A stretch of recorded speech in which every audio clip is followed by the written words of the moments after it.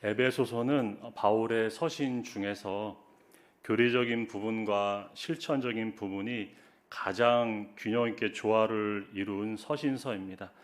전반부인 1장에서 3장까지는 하나님이 창세전에 예정하시고 그리스도의 피로 성취하시며 성령으로 인치신 구원 교리를 진술하고 있고, 후반부인 4장에서 6장까지는 구원받은 성도가 실천해야 하는 합당한 삶에 대한 권면을 다루고 있습니다.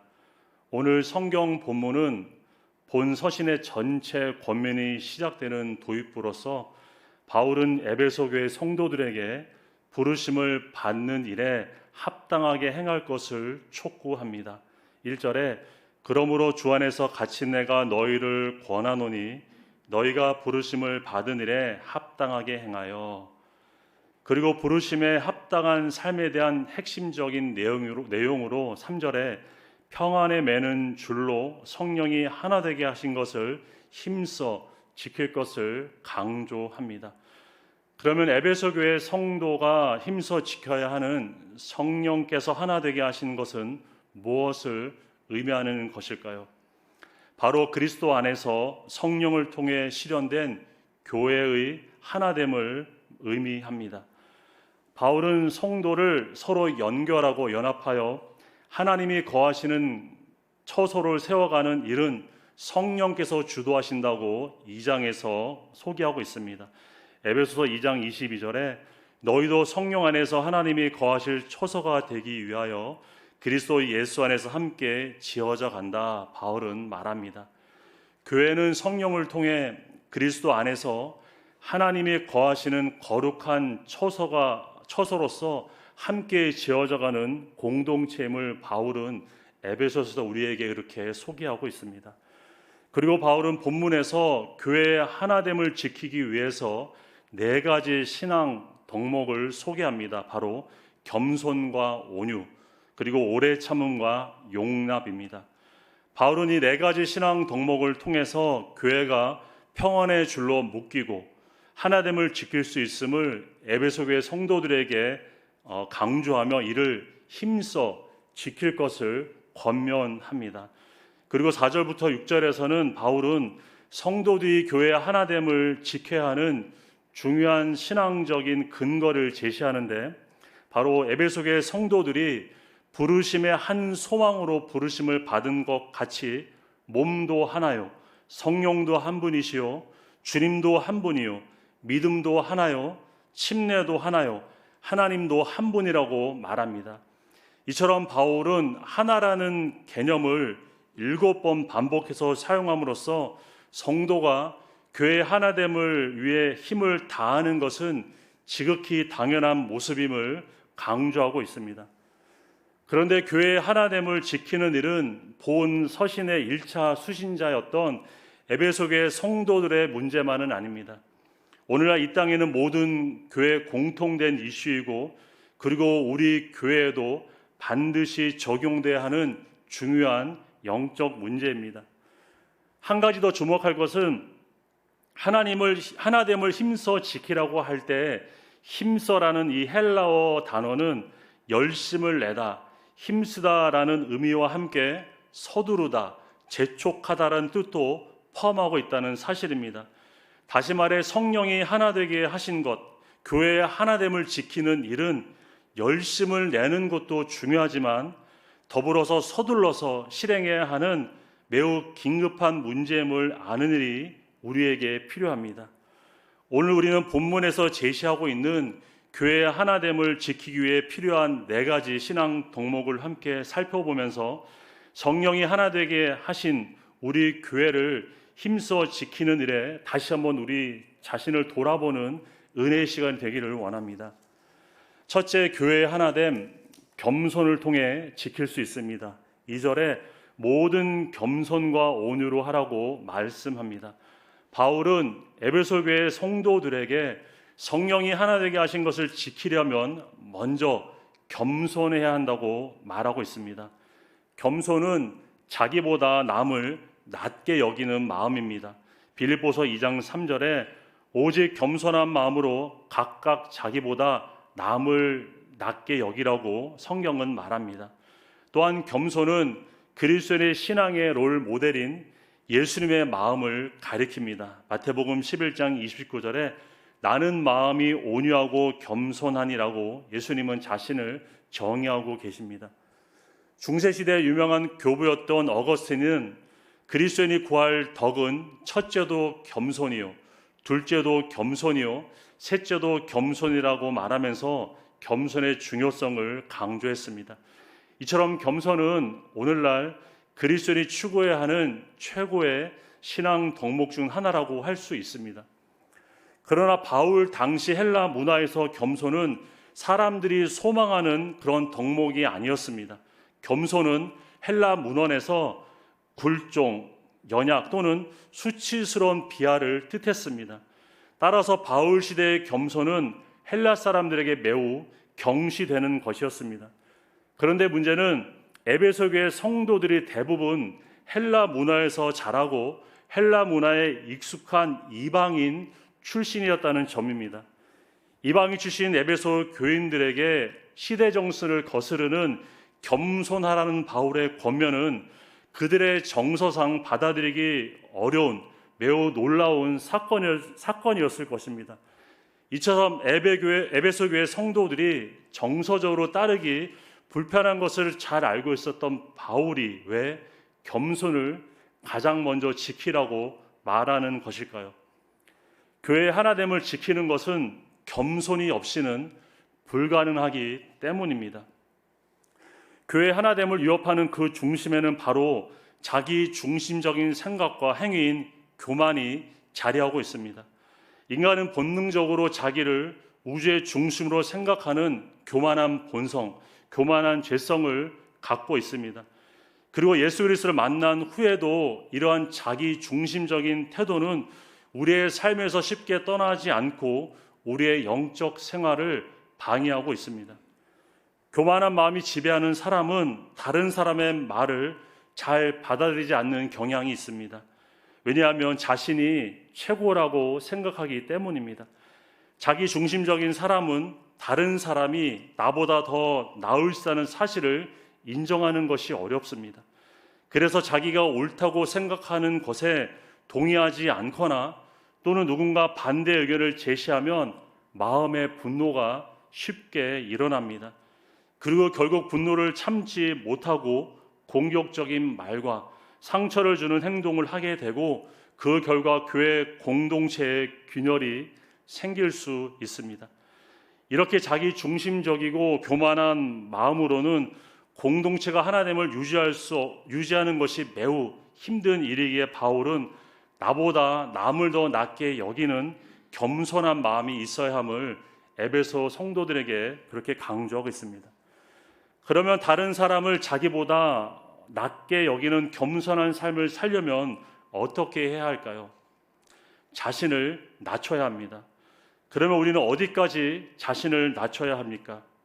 죽기까지 자신을 낮춰야 합니다. 겸손의 왕이신 예수님은 십자가에 죽기까지 자신을 낮추셨습니다. 빌립보서 2장 8절에 사람의 모양으로 나타나사 자기를 낮추시고 죽기까지 복종하셨으니 곧 십자가에 죽으심이라 성경은 말합니다. 예수님이 자기를 낮추시고 십자가에 죽으심으로 나타난 결과가 무엇입니까? 죄로 인해 단절됐던 하나님과 인간의 관계가 화해를 이루고 다시 연합하는 구원이 성취되었습니다. 또한 예수님이 자신을 낮추신 십자가의 사건은 원수 관계였던 유대인과 이방인이 화해를 이루고 한 몸이 되게 하셨습니다. 에베소서 2장 16절에 또 십자가로 이 둘을 한 몸으로 하나님과 화목하게 하려 하심이라 원수된 것을 십자가로 소멸했다고 말하고 있습니다. 바울은 예수님께서 자기를 낮추신 십자가의 은혜로 원수 되었던 유대인과 이방인이 하나가 되었음을 강조하고 있습니다. 교회 하나됨을 지키려면 우리는 예수님처럼 자신이 죽는 데까지 낮아질 수 있어야 합니다. 예수님은 교회 하나됨을 위해 자신을 낮추시고 자신의 몸을 십자가에 내어 주셨는데 그럼 우리는 교회 하나됨을 위해서 무엇으로 자신이 죽는 데까지 낮춰져야 하는 것일까요? 바로 나의 자존심이 죽기까지 낮아지는 것입니다. 우리 안에 하나됨을 깨트리는 주된 원인은 바로 우리의 자존심과 깊이 관련이 되어 있습니다. 누가 쓴소리 한마디 하면 그것 때문에 마음이 상하고 자존심의 상처를 받습니다.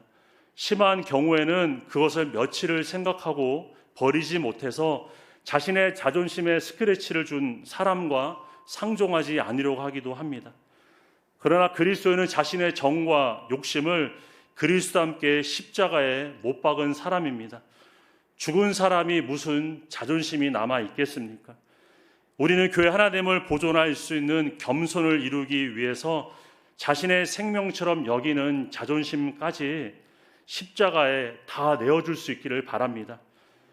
우리는 다른 사람을 나 자신보다 더 낮게 여기고 내 자존심이 죽는 데까지 낮아지는 겸손을 통해서 막혔던 관계들이 다시 풀어지고 화해를 이루며 교회 공동체 하나됨을 잘 지켜나갈 수 있기를 주님의 이름으로 축복합니다.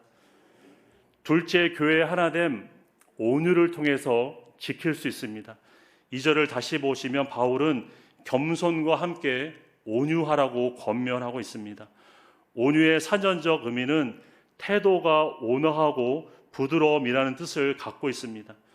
그런데 온유가 부드러운 태도를 말한다고 해서 단순히 순하거나 나약한 것을 뜻하는 것은 아닙니다. 한국 교회와 신학계의 거목이었던 박형용 목사님은 이 온유라는 용어에 대해서 길들인 야생마를 묘사할 때 사용되었다고 말합니다. 즉 온유한 성품은 길들인 야생마와 같다는 것입니다. 야생마는 아주 힘이 좋습니다. 그러나 그 힘은 통제되지 않은 거친 힘입니다. 아무리 야생마가 힘이 좋다고 할지라도 그 힘을 조절할 수 없으면 그 야생마는 사용될 수 없습니다. 야생마는 길들여질 때 빠르게 잘 달리는 준마로 만들어질 수 있습니다. 이처럼 온유한 사람은 잘 길들여진 야생마처럼 자신의 힘을 통제할 수 있는 사람입니다. 온유한 사람은 자신의 힘을 쓸 때와 절제할 때를 잘 분별합니다. 예수님이 겟세마네 동산에서 잡히시던 날에 베드로는 칼의 힘으로 예수님을 지키려고 했습니다. 그러나 예수님은 베드로의 검을 거두게 하시고 자신을 잡아가려는 자들에게 순순히 자신을 허락하십니다. 베드로는 지금이 힘을 쓸 때라고 생각했지만 예수님은 지금이 힘을 절제할 때임을 아셨습니다.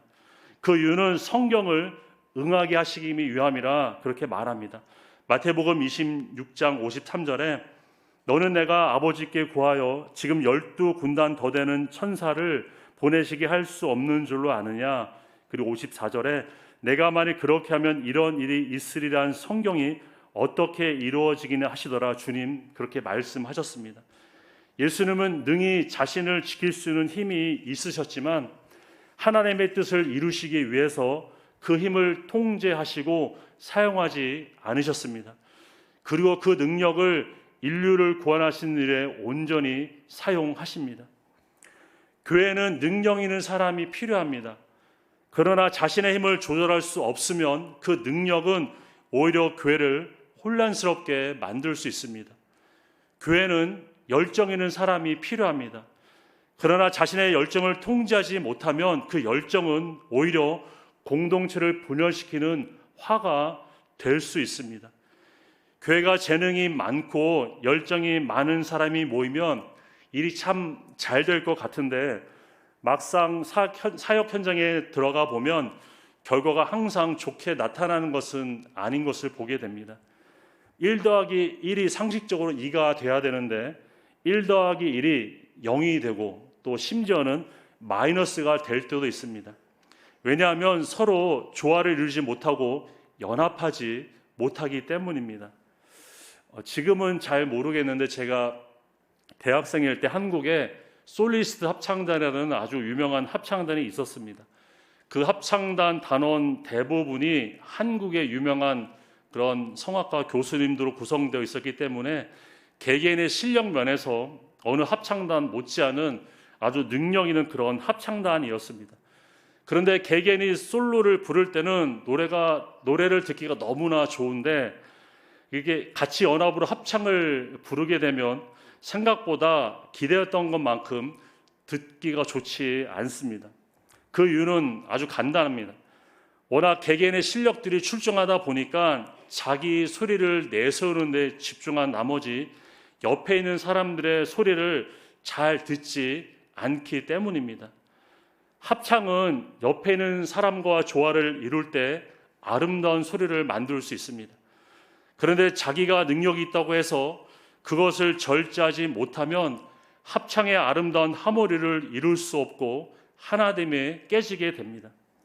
교회 하나됨도 성도 개개인의 출중한 능력을 앞세우는 것보다 때로는 그것을 절제할 수 있을 때 하모니를 이루고 하나됨을 이룰 수 있습니다.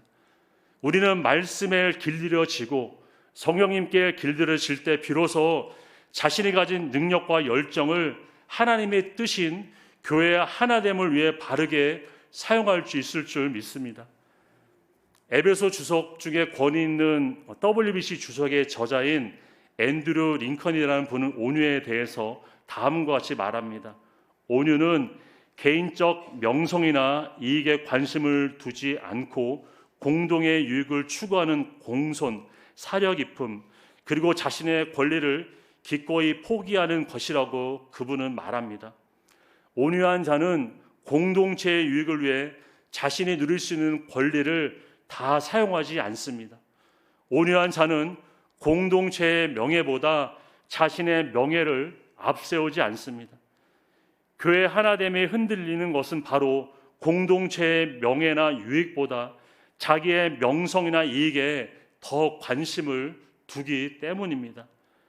지금 내가 온유함을 힘써 행하고 있는지 알 수 있는 비결은 매우 간단합니다. 바로 나는 주님의 일을 나의 유익과 명예를 위해 하고 있는지, 아니면 주님을 위해 그리고 교회 공동체의 명예와 유익을 위해 하고 있는 것인지 자신의 마음의 중심을 살피는 일입니다. 우리는 봉사와 사역을 하는 것이 중요한 것이 아니라 그 일을 대하는 나의 중심이 어디를 향하고 있는 것인지 먼저 살피는 일이 매우 중요합니다. 교회 하나됨을 지키려는 그리스도의 덕목, 바로 온유임을 알고 길들여진 야생마처럼 말씀과 성령으로 우리 자신이 더욱 길들여지고 자신의 유익보다 교회 공동체의 유익을 더 생각하는 온유한 삶을 통해서 성령이 하나 되게 하신 교회의 하나됨을 이루는데 우리 모두가 힘쓸 수 있기를 주님의 이름으로 축복합니다. 세 번째, 교회 하나됨, 오래 참음을 통해 지킬 수 있습니다. 2절 중간에 오래 참음으로 사랑 가운데서 서로 용납하라고 바울은 권면하고 있죠. 성령이 하나 되게 하신 것을 지키기 위한 세 번째 덕목, 바로 오래 참음입니다. 오래 참음, 무엇에 대한 오래 참는 것일까요? 이 본문을 공부하면서 여러 주석 책들을 살펴봤는데 다수의 성경학자들은 바울이 말한 오래 참음에 대해서 바로 우리를 화나게 만드는 사람에 대해서 인내심을 발휘하는 것이라고 공통적으로 말하고 있었습니다. 오래 참음, 자신이 당하는 고난을 잘 참고 다른 사람이 가해를 할 경우에 분노하거나 복수하는 마음을 갖지 않는 것입니다. 교회 하나됨이 위협을 받는 원인 중 하나는 바로 다른 사람에 대한 화를 다스리지 못하기 때문입니다. 주님의 사랑으로 한 몸이 된 교회 공동체가 무슨 분노가 있을까 생각할 수 있습니다. 그러나 교회 현실을 보면 생각보다 서로에 대해서 화를 품고 있는 경우가 적지 않음을 보게 됩니다. 교회는 서로 다른 성격과 배경을 가진 사람들이 모인 공동체입니다. 세상에서 친구를 사귀듯이 내 취향에 맞는 사람을 골라서 관계할 수 없습니다. 기질적으로 나와 잘 맞지 않은 사람이 교회 안에 있을 수 있습니다. 그러나 우리는 성품적으로 나와 잘 맞지 않는 사람과도 교회 공동체 안에서 하나됨을 이루며 관계할 수 있어야 합니다. 우리는 다른 사람과의 관계 속에 자신을 화나게 하는 사람을 경험할 수 있죠. 그 사람의 생각이 나를 화나게 하고 또한 그 사람의 행동이 나를 분노하게 만듭니다. 특히 우리는 인격적으로 성숙하지 못한 사람과 관계할 때 분노를 조절하는 것이 어려울 수 있습니다. 그럼에도 불구하고 우리는 나를 화나게 하는 사람에 대해서도 오래 참음으로 관계할 수 있어야 합니다. 자신이 화가 났다고 해서 그 화를 상대방에게 그대로 쏟아놓게 되면 교회의 하나됨을 결코 보존할 수 없습니다. 그러면 우리는 생각하기를 항상 나만 참아야 하는가? 우리는 조금 억울한 마음이 들 수 있습니다. 그런데 바울은 우리가 다른 사람에 대해 오래 참아야 하는 이유에 대해서 예수 그리스도께서 우리에 대해서 먼저 오래 참으셨기 때문이라고 말합니다.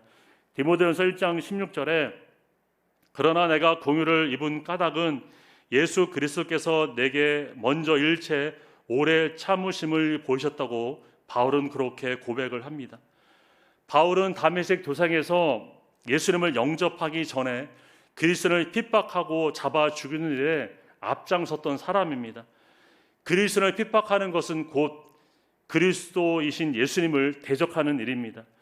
그러나 예수님께서는 바울의 잘못에 대해 즉시 심판하지 않으시고 오래 참으심으로 긍휼을 베풀어 주셨습니다.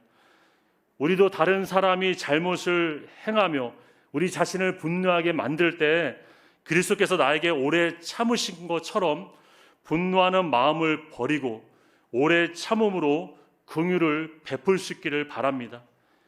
교회 하나됨은 우리 안에 화를 있는 그대로 표출하지 않고 인내하는 오래 참음을 통해서 유지될 수 있다는 사실을 잊지 마시기 바랍니다. 오래 참을 또 다른 특징은 서두르지 않고 기다려주는 것입니다. 우리가 다른 사람에 대해 오래 인내하고 기다려야 하는 이유는 사람은 잘 변하지 않기 때문입니다. 한 번의 신앙 훈련으로 우리의 신앙은 쉽게 변화하지 않음을 우리 자신은 잘 경험을 합니다. 성경 공부를 하고 훈련을 받을 때는 내 삶이 조금 변화되는 것 같은데 훈련 과정을 마치고 나면 이상하게 너무 쉽게 예전으로 돌아가는 모습을 우리는 잘 보게 됩니다. 우리는 결코 짧은 시간에 영적 성숙을 이룰 수 없음을 인정해야 합니다. 반복이 필요하고 또한 시간이 우리에게 필요합니다. 그런데 마음이 조급하게 되면 오래 참음이 없이 한두 마디의 말로 그 사람을 바꿔보려다가 결국에는 교회 공동체 가운데 문제를 일으킬 수 있기도 합니다. 사람은 한두 마디의 말로 변화되지 않습니다. 또 교육하고 권면해야 합니다. 우리는 내가 생각하는 속도만큼 다른 사람이 변화되지 않는 것에 대해 실망하거나 조급해하지 않기를 바랍니다. 우리는 다른 사람을 통해 일어나는 화해에 대해 인내심을 발휘하는 오래 참음과 또 잘 변하지 않는 교회 지체들에 대해 서두르지 않고 기다려주는 오래 참음을 통해서 성령이 하나 되게 하신 교회의 하나됨을 잘 지켜나갈 수 있기를 주님의 이름으로 축복합니다. 마지막으로 교회의 하나됨, 용납을 통해서 지킬 수 있습니다. 바울은 사랑 가운데 서로 용납하라고 그렇게 에베소 교회 성도들에게 권면했습니다. 용납한다는 것은 다른 사람에게 관용을 베푸는 일입니다. 그래서 남의 잘못을 너그럽게 받아들이고 용서하는 것, 이것이 바로 용납하는 삶입니다. 앞서 오래 참음이 우리를 화나게 하는 사람에 대해서 인내심을 갖는 것에 집중하고 있다면 이 용납은 다른 사람을 잘못에 대해서 용서를 베푸는 일에 초점을 두고 있습니다. 우리는 다른 사람에 대해 용서가 필요한 이유는 사람은 누구나 약함과 약점을 가지고 있기 때문입니다. 교회 공동체 가운데 용서가 필요하지 않을 만큼 완전한 사람은 아무도 없습니다. 목회자도 잘못할 수 있고 목자도 그리고 다른 교회 리더들도 잘못을 행할 수 있습니다. 교회 하나됨이 잘 지속하기 어려운 이유 중 하나는 바로 우리가 서로에 대해서 너무 옳고 그름의 관점에서만 관계하려고 하기 때문입니다. 사람은 자기의 잘못은 잘 보지 못하지만 다른 사람의 잘못은 너무나 잘 보입니다. 함께 일하다 보면 왜 이렇게 남의 문제가 잘 보이고 고쳐야 할 점이 그렇게 많이 발견되는지 모릅니다. 그리고 옳고 그름의 속성이 잘 발달된 사람은 자꾸 다른 사람의 문제만을 지적하는데 자신의 힘과 에너지를 낭비합니다. 문제를 알면서도 방관하는 자세는 성도의 옳은 행실은 아닙니다. 우리는 누군가 죄를 범했을 때 그것을 깨닫게 해주고 돌이켜 회개할 수 있도록 인도할 수 있어야 합니다. 그런데 문제는 긍휼한 마음이 없이 문제 자체를 지적하는 일에 열심을 갖는 경우입니다. 무엇보다 잘못된 문제가 나를 향한 것일 때는 우리는 손해를 보지 않으려는 경향이 있습니다. 잘잘못을 분명히 가려야 직성이 풀리는 관계 속에서는 교회 공동체 하나됨을 보존하는 것은 매우 어렵습니다. 그러면 왜 우리는 서로에 대해 용서하는 것이 잘 되지 않는 것일까요? 사랑보다 지성이 앞서기 때문입니다. 지성이 앞서면 잘못을 따지고 확실히 계산하고 넘어가야 됩니다. 그러나 사랑이 앞서면 계산하기보다는 품어주고 용납해 줍니다. 그래서 바울은 에베소 성도들에게 사랑 가운데서 서로 용납하고 용서할 것을 권면하고 있습니다. 바울은 우리가 사랑 안에서 용납하고 용서하는 이유에 대해서 사랑은 온전하게 하는 능력이 있기 때문이라고 말합니다. 골로새서 3장 16절에 이 모든 것 위에 사랑을 더하라 이는 온전하게 매는 띠라고 바울은 그렇게 강조하고 있습니다. 그러면 우리는 어디까지 용서해야 하는 것일까 질문할 수 있습니다. 바울은 하나님께서 우리를 용서하신 것 같은 수준으로 용서하라고 말합니다. 에베소서 4장 32절에 서로 용서하기를 하나님이 그리스도 안에서 너희를 용서하심 같이 하라 그렇게 말하고 있습니다. 하나님이 우리를 용서하신 용서는 그리스도의 희생으로 값없이 주신 은혜요 용서입니다. 우리가 다른 사람을 용서하는 일에 실패하는 이유는 내 기준으로 남을 용서하려고 하기 때문입니다. 그래도 또 신앙이 있는 분들은 타인의 잘못에 대해서 바로 불평을 갖거나 불만으로 반응하지는 않습니다. 그러나 그 용서의 횟수에 제한을 둡니다. 내가 3번까지는 그 사람의 잘못을 용서해 줄 수 있어. 그러나 그 이상은 더 이상 참을 수 없다라며 자신이 정해놓은 그 용서의 한계를 넘어서는 사람에 대해서는 용납하지 않으려고 합니다. 마태복음 18장에 보면 베드로가 예수님에게 주의 형제가 내게 죄를 범하면 몇 번이나 용서해야 하는지 묻는 이야기가 소개되고 있습니다. 베드로는 스스로 대답하기를 7번까지 하면 충분하지 않습니까? 그렇게 예수님에게 제안을 하게 되죠. 베드로는 하나님의 완전수인 7번이면 매우 관대한 것이라고 그렇게 생각했을 것입니다. 실제로 당시 랍비들은 용서는 3번으로 충분하다고 가르쳤기 때문에 베드로가 제안한 7번의 용서는 당시 유대 문화의 정황으로는 매우 파격적인 용서라고 할 수 있습니다. 그러나 예수님의 반응은 7번뿐만 아니라 70번씩 7번이라도 용서하시라고 말씀하십니다. 주님이 우리에게 요구하시는 용서는 횟수에 제한을 두지 않습니다. 주님이 말씀하시는 용서는 무한한 용서라는 사실을 우리는 마음속에 잘 새기며 살아갈 수 있기를 바랍니다. 무엇보다 우리가 다른 사람을 용서하는 근본적인 이유는 우리가 하나님 앞에 자신의 힘으로 도저히 해결할 수 없는 큰 용서를 받았기 때문입니다. 예수님은 베드로에게 70번씩 7번이라도 용서라고 가르치신 후에 1만 달란트의 빚진 자의 비유를 소개하시면서 너희도 하나님 앞에서 불쌍히 여김을 받은 것처럼 다른 사람에 대해서도 긍휼히 여기고 용서하라고 강조하십니다. 우리는 다른 사람을 용납하고 용서하는 삶을 행하기 위해서는 과거 우리 자신도 하나님 앞에 1만 달란트 빚진 자였다는 사실을 기억하는 일이 중요합니다. 하나님 앞에 용서받을 수 없는 용서를 받은 우리라면 다른 사람이 나에게 행하는 잘못을 결코 용서하지 못할 일이 없음을 우리는 인정할 수 있는 믿음 되기를 바랍니다.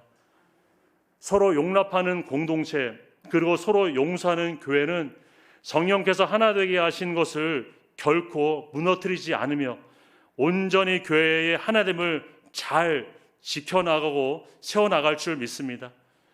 아직 내 안에 용서하지 못하는 사람이 있다면 긍휼히 여기는 주님의 마음으로 용납하고 용서함으로 교회의 하나됨을 잘 회복할 수 있기를 주님의 이름으로 축복합니다. 말씀을 정리합니다. 하나님의 부르심을 받은 성도인 우리는 그 부르심에 합당한 삶을 준행하며 살 수 있어야 합니다. 바울은 부르심에 합당한 삶은 바로 성령님이 하나 되게 하신 것, 곧 교회의 하나됨을 힘써 지키는 것에서 시작한다고 말하고 있습니다. 하나님의 예정하심을 입어서 그리스도의 은혜로 구원을 받은 우리는 성령님이 실현하신 교회의 하나됨을 힘써 지키는 일에 열심을 낼 수 있기를 바랍니다. 오늘 바울이 권면하고 있는 모든 겸손과 온유, 그리고 오래 참음과 용납을 통해서 성령께서 하나 되게 하신 교회의 하나됨을 우리 만한 교회 공동체 가운데서도 우리를 통해서 잘 보존되고 지켜나가지는 일이 잘 적용될 수 있기를 주님의 이름으로 축원드립니다. 함께 기도 드리시겠습니다. 하나님 아버지, 주님의 은혜로 구원받은 우리, 또 하나님의 부르심 받은 우리에게 합당한 삶을 살아야 하는 그러한 요구가 있음을 다시 한번 깨닫게 하심을 감사를 드립니다. 하나님, 성령께서 하나 되게 하신 교회의 하나됨, 바로 부르심이 합당한 삶인 줄 알고 우리 모두가 겸손한 마음으로, 그리고 온유와 오래 참음과 용납하는 마음을 통해서 우리 많은 공동체 가운데 정말 하나님의 하나 되게 하신 그 하나됨을 잘 지켜나가는 일에 우리 모두가 협력하고 힘을 쓸 수 있기를 성령님 충만히 역사하시고 인도하여 주시옵소서.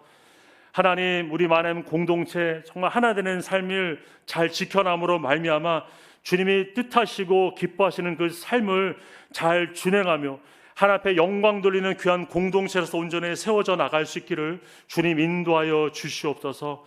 감사드리며 존귀하신 예수님의 이름으로 기도 올려드립니다. 아멘.